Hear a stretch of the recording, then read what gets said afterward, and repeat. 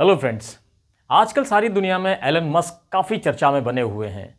दुनिया में अगर विकास की बात होती है तो विकास के पर्यायवाची के रूप में एलन मस्क का नाम लिया जाता है। ऐसा लगता है कि एलन मस्क सारी दुनिया के लोगों को कल ही मंगल पर पहुंचा देंगे। और सबसे बड़ी चीज़ यह है कि अभी उनका बहुत महत्वाकांक्षी प्रोजेक्ट है जिसमें सारी दुनिया के लोग टकटकी लगाकर देख रहे हैं।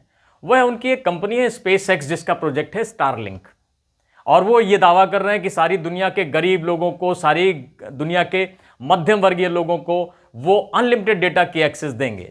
ऐसी तमाम दावेदारियां इस कंपनी के द्वारा की जा रही हैं। साथियों, मैं आपको बता दूं कि पूंजीपति पूंजीपति ही होता है और आजकल केवल और केवल प्रचार का दौर है। इस प्रचार के दौर में एक कहीं कहावत मैंने लिखी देखी है किसी एक छोटे से पॉली बैग में, फैशन के दौर में गारंटी की चिंता ना करें, फैशन के दौर में क्वालिटी की चिंता ना करें। तो इसलिए आप भी इस बात को ध्यान में रखिएगा कि ये दौर फैशन का है। इस फैशन के दौर में आपको गुणवत्ता ध्यान में नहीं रखनी है। अगर गुणवत्ता का ध्यान देंगे तो आप फैशन से हाथ धो बैठेंगे। यही कुछ हाल चाल है इन बड़ी कंपनियों का और इन कॉरपोरेटर्स का।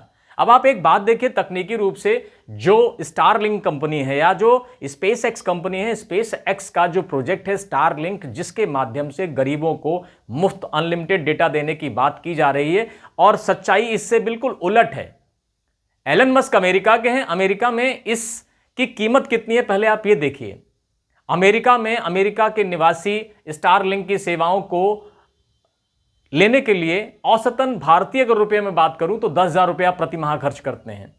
अब आप ये सोचिए कि अभी आप जो 200-300 रुपए में बातचीत किए ले रहे हैं, अनलिमिटेड डेटा का ट्रांसफरेंस करते हैं और भी तमाम अनलिमिटेड वीडियो कॉलिंग और एसएमएस तमाम सुविधाएं आप ले रहे हैं, सर्फिंग इत्यादि इत्यादि। अब आप ये सोचिए अगर ये आपको 10,000 रुपए में मिले तो आपको कैसा लगेगा। तो इसी तरह की बहुत सारी बातों के लिए, इसी तरह की तमाम जानकारी के लिए इस वीडियो को थोड़ी देर आप देखते रहिएगा। मजेदार बात यह है कि मैं आपको यह बताने वाला हूं कि दुनिया के दो चेहरे कितने खतरनाक हैं। आदमी जो सामने कहता है और जो वो वास्तव में लगता है, इन दोनों के बीच में काफी खासा डिफरेंस आ गया है। और वो डिफरेंस मैं भी बताने की कोशिश करता हूं आपको छोटे से शॉर्ट वीडियो में। तो प्लीज आप लोग बने रहिएगा थोड़ी देर। अभी आप देखिए, जो स्टारलिंक कंपनी है, स्टारलिंक कंपनी ने यह दावा किया है कि वो भारत के गरीब लोगों को और रिमोट एरिया में रहने वाले गांव के लोगों को अनलिमिटेड डेटा की सुविधा देंगे। एलन मस्क साहब के अपने देश की भी खोज खबर ले ली जाए कि उन्होंने अपने देश के लोगों को कितनी सस्ती सेवाएं दे रखी हैं, जो सारी दुनिया को वो मुफ्त डेटा देने की बात कर रहे हैं। मैं अगर अमेरिका के खर्चे की बात करूं तो अमेरिका में प्रति व्यक्ति को एक महीने का डेटा इस्तेमाल करने के लिए $120 खर्च करने पड़ रहे हैं, अर्थात भारतीय रुपए लगभग 10,000 की बात करूं मैं।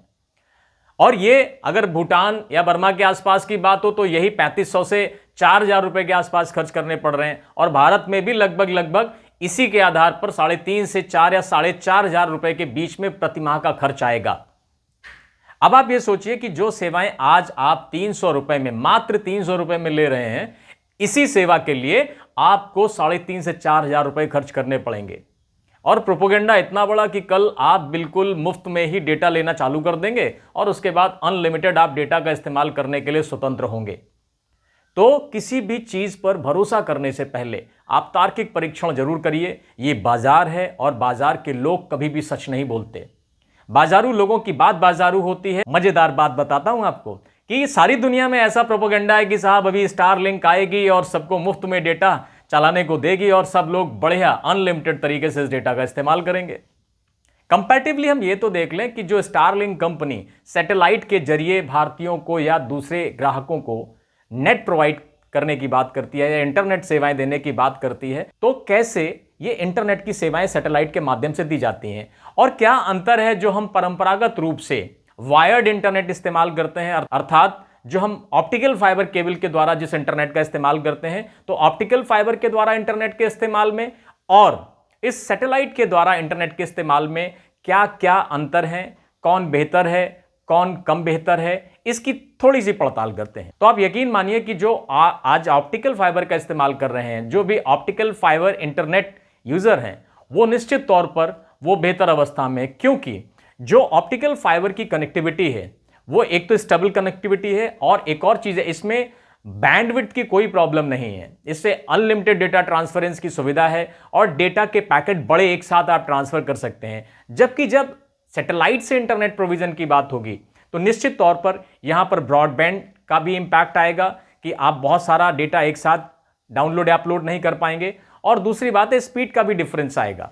अब आप ये देखिए कि जहां आप ऑप्टिकल फाइबर के द्वारा 10 Gbps तक की स्पीड को अटेन कर सकते हैं, आप कभी भी जो सैटेलाइट इंटरनेट प्रोवाइडर हैं वो 250 Mbps से ऊपर नहीं जाते। हां, यह जरूर है कि जो सैटेलाइट इंटरनेट प्रोवाइडर हैं वो उन क्षेत्रों के लिए ज्यादा उपयोगी होंगे जहां पर वायर्ड नेट उपलब्ध नहीं है, दूर दराज के गांवों के लिए, दुर्गम पहाड़ी इलाकों के लिए, और बिल्कुल निर्जन क्षेत्रों के लिए जहां पर अभी विकास पहुंचा ही नहीं है। इन क्षेत्रों के लिए क्यों ये उपयोगी हैं? क्योंकि जो सैटेलाइट के जरिए इंटरनेट प्रोविजन की बात होती है या इंटरनेट प्रोवाइडर्स हैं, वो वायर से इंटरनेट ट्रांसफर नहीं करते। इंटरनेट वायर नहीं जाता है, इंटरनेट वायर के थ्रू नहीं जाता है, वो सीधे सैटेलाइट से जाता है। तो इसलिए सीधे सैटेलाइट से जाने के कारण आप अपने छत के ऊपर एक रिसीवर लगाते हैं, एक आप एडाप्टर लगाते हैं, और उसी से सारे सिग्नल रिसीव करके सीधे इंटरनेट का इस्तेमाल करते हैं। लेकिन जो सैटेलाइट के द्वारा इंटरनेट प्रोविजन की बात है, उस सैटेलाइट के द्वारा इंटरनेट प्रोवाइड करने की प्रक्रिया क्या है, ये आप जान लीजिए, तो आपको ये खुद पता चल जाएगा कि इंटरनेट जो सैटेलाइट से आएगा, इंटरनेट जो वायर से आएगा, उन दोनों में बेहतर कौन होगा। तो मैं पहले बात करता हूं जो सैटेलाइट से इंटरनेट की बात की जा रही है। सैटेलाइट से आपको इंटरनेट कैसे प्राप्त होता है? तो सैटेलाइट से इंटरनेट प्रोवाइड करने की जो पूरी मैकेनिज्म है, मैं उस मैकेनिज्म को समझाने की कोशिश करता हूं। सैटेलाइट के द्वारा इंटरनेट प्रोवाइड करने के लिए 3 चीजें बहुत महत्वपूर्ण होती हैं। सबसे पहले जो पहली चीज होती है, इसके लिए एक आपके पास बहुत एफिशिएंट ग्राउंड स्टेशन होना चाहिए।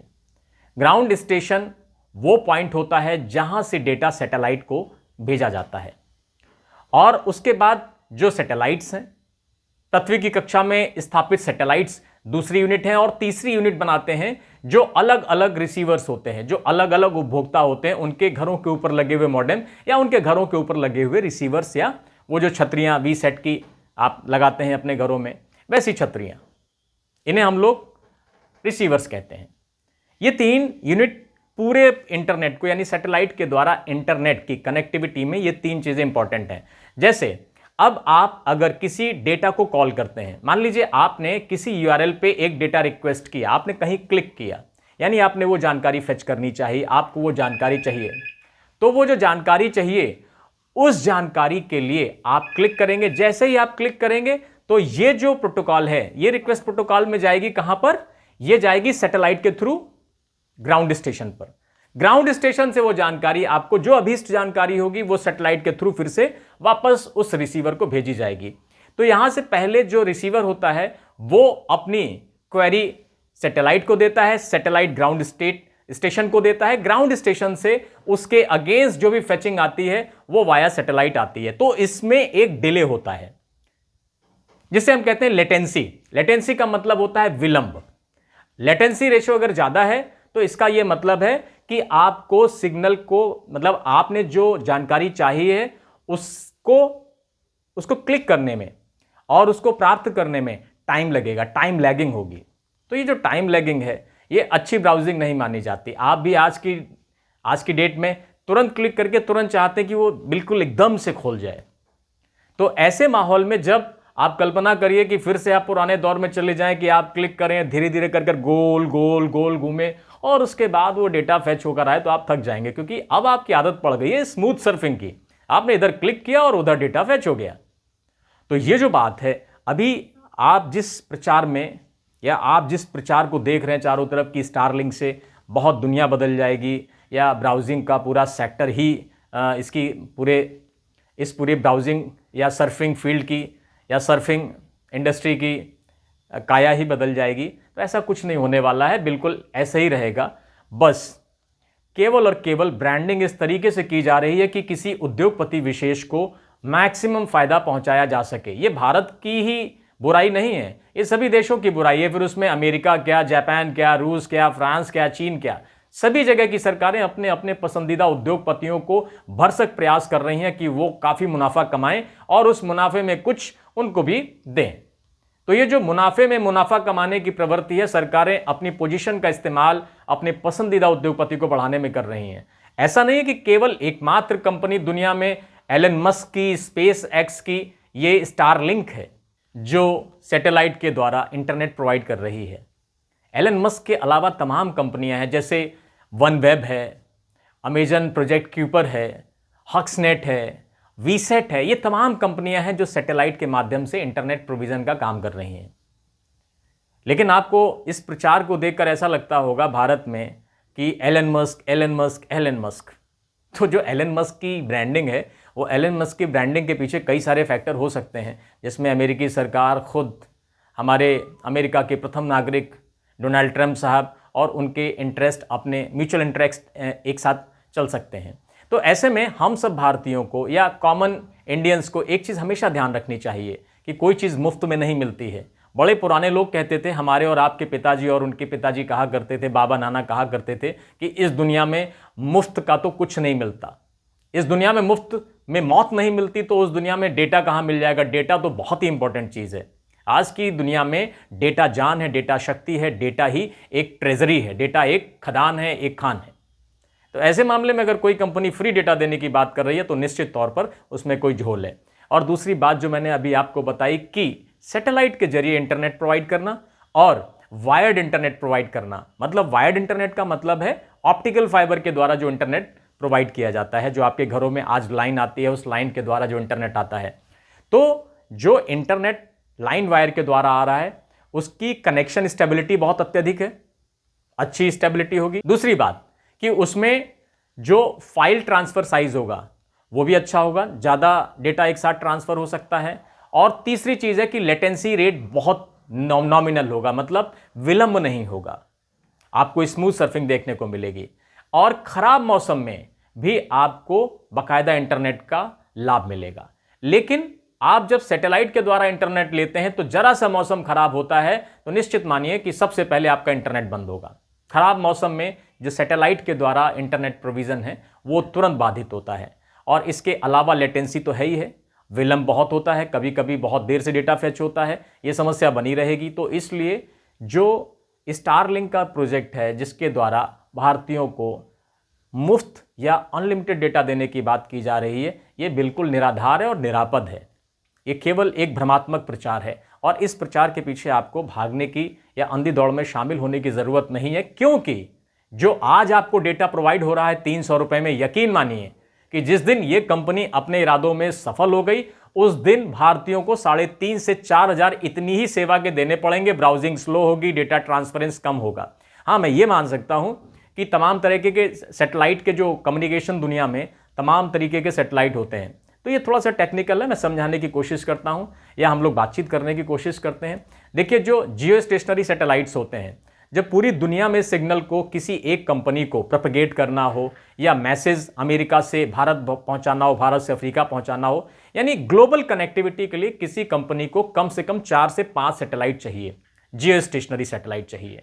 और अगर हम MEO की बात करें, मिडिल अर्थ ऑर्बिट के जो सैटेलाइट्स हैं उनकी बात करें, तो वो किसी भी कंपनी को 10 से 15 या 15 से 20 चाहिए। और इसी तरह से अगर LEO की बात करें, मतलब लो अर्थ ऑर्बिट के सैटेलाइट्स की बात करें, तो किसी भी कंपनी को 100 से लेकर 1000 सैटेलाइट चाहिए। और यहां एलन मस्क के पास कई हजार LEO सैटेलाइट्स हैं, इसलिए वो दावा कर रहे हैं कि वो फास्टर और फास्टेस्ट डेटा ट्रांसफरेंस के द्वारा लोगों को अनलिमिटेड स्पीड देंगे और लोगों को स्मूथ स्पीड देंगे। तो यहां थोड़ा सा उनका दावा अपनी जगह बिल्कुल ठीक है, लेकिन कंपैरेटिवली वायर्ड नेट की तुलना में, वायर्ड इंटरनेट की तुलना में यह दावा बिल्कुल फिसड्डी है, क्योंकि वायर्ड इंटरनेट का अब तक कोई भी तोड़ नहीं है और वायर इंटरनेट का सब्स्टिट्यूट स्टारलिंक या किसी और कंपनी के पास नहीं है। जो वन वेब है, अमेजन प्रोजेक्ट क्यूपर है, हक्सनेट है या वीसेट है, इन सब की अपनी सीमाएं हैं, लिमिटेशंस हैं। और मैं एक बार और बता दूं कंपैरेटिवली कि जहां पर आप जब सैटेलाइट के द्वारा इंटरनेट की बात करेंगे वहां मैक्सिमम स्पीड आप 250 Mbps तक ले जा सकते हैं और वो भी आपको फाइल ट्रांसफरेंस पे दिक्कत आएगी। लेकिन जब हम वायर्ड इंटरनेट की बात करते हैं तो वहां आप स्पीड 10 Gbps तक की लेने में सक्षम हैं। तो अभी आपको निर्णय करना है कि कौन सा इंटरनेट बेहतर है। और मेरी एक अंत में सलाह जरूर है कि आज के लाभ के दौर में व्यापारियों का एक नया दृष्टिकोण पैदा हुआ है। गरीबों की चाहे जान चली जाए, मुनाफे में कमी ना आए। तो आप इस आधार वाक्य को याद रखिएगा और प्रचार प्रसार की दुनिया को समझने की कोशिश करिएगा। Thank you.